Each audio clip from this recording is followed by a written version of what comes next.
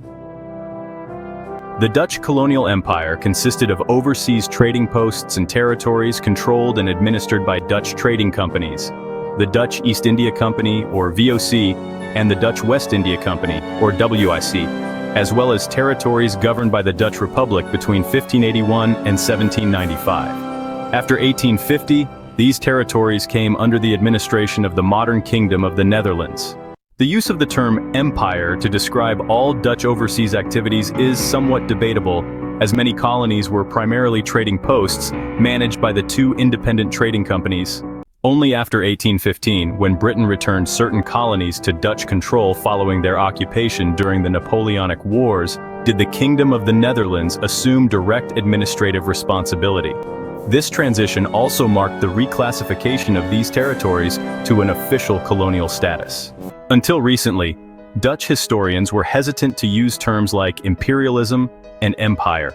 Today, these terms are more widely accepted but are often used within a broader European context, particularly when discussing the period from 1880 to 1940. The territories that would later form the Dutch Republic initially belonged to a loose federation known as the 17 Provinces. These were brought under the direct rule of Charles V, Holy Roman Emperor and King of Spain, as Carlos I, in 1543. However, in 1566, a Protestant revolt broke out in these regions against the Catholic rule of Spain, sparking the 80 Years' War. For the Dutch, this war was part of their struggle for independence and religious freedom. While much of the conflict occurred on European soil, the war also extended to Spain's overseas territories. These included Spanish colonies and Portuguese possessions, as Portugal had become part of the Iberian Union under Spain's Philip II in 1580. Led by William of Orange, the Dutch declared their independence in the 1581 Act of Abjuration. This rebellion resulted in the establishment of a de facto independent Protestant republic in the northern provinces by the Treaty of Antwerp in 1609. However, Spain did not officially recognize Dutch independence until the Peace of Westphalia in 1648. During this period, the European appetite for exploration and trade with the East Indies intensified, spurred by the lure of the lucrative spice trade.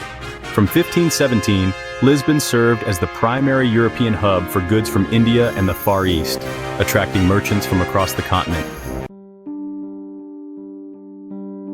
However, Portugal's incorporation into the Iberian Union under Philip II meant that its territories became part of the Spanish Habsburg monarchy.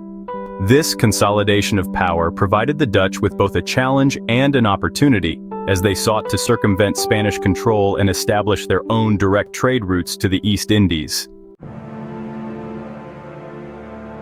This marked the beginning of the Dutch Republic's rise as a significant maritime and trading power, laying the foundations for what is sometimes referred to as the Dutch colonial empire.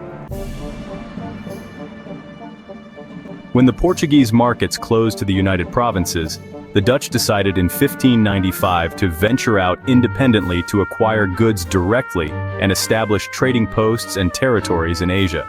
Their goal was to boost their economy through trade during an era defined by exploration and expanding global commerce. Their primary focus was naval and commercial dominance in Southeast Asia, aiming to control sea trade in the region. The conflict with Portugal led to attacks on its extensive trading network in Asia, significantly reducing Portuguese influence. The Dutch West India Company also pursued a strategy to weaken Portuguese control in the Americas and Africa. Beginning in 1630, the Dutch captured nearly half of Brazil's European settled territories, establishing their capital in Recife. Under the governorship of Johan Maurits, artists and scientists were invited to the colony to promote its development and encourage Dutch emigration. In 1645, the Portuguese community in Pernambuco rebelled, and by 1654, the Dutch were expelled from Brazil. Similarly, in 1648, a Portuguese expedition from Brazil recaptured Luanda in Angola, ousting the Dutch from the region.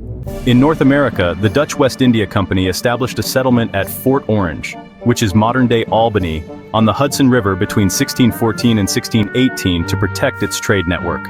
To strengthen their position amid growing English and French colonial presence, they founded New Amsterdam in 1625 at the mouth of the Hudson River, encouraging settlement in the surrounding areas of Long Island and New Jersey.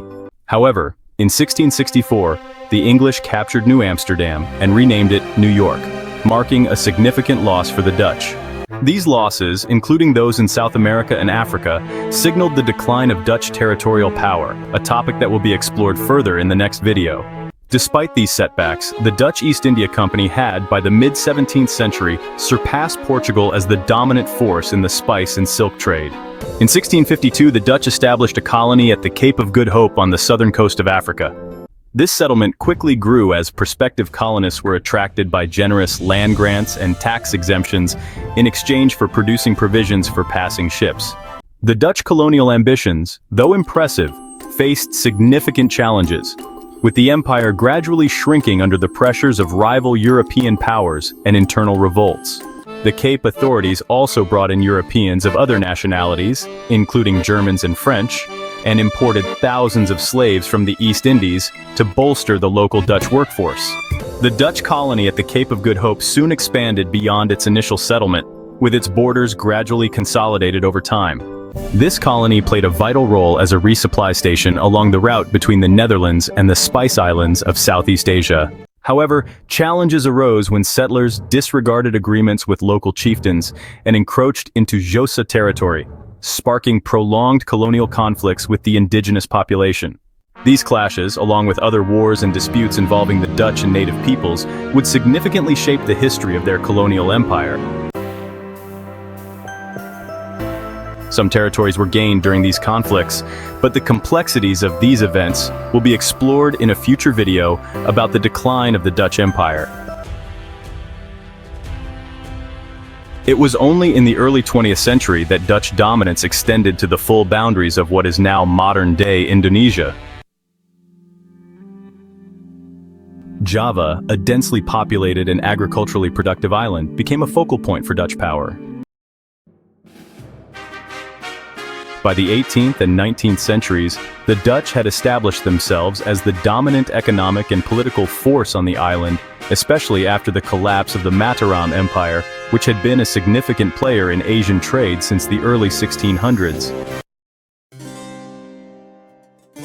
The 19th century saw the Dutch undertaking substantial territorial expansion in the Indonesian archipelago, driven by the mentality of new imperialism.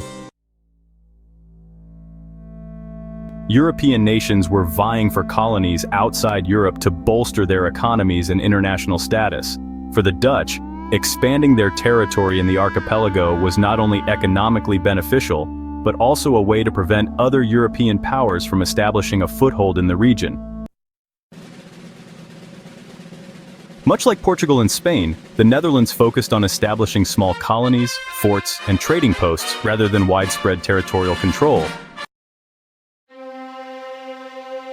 Despite these limitations, the Dutch successfully established a global colonial empire, albeit one that faced significant challenges and constraints.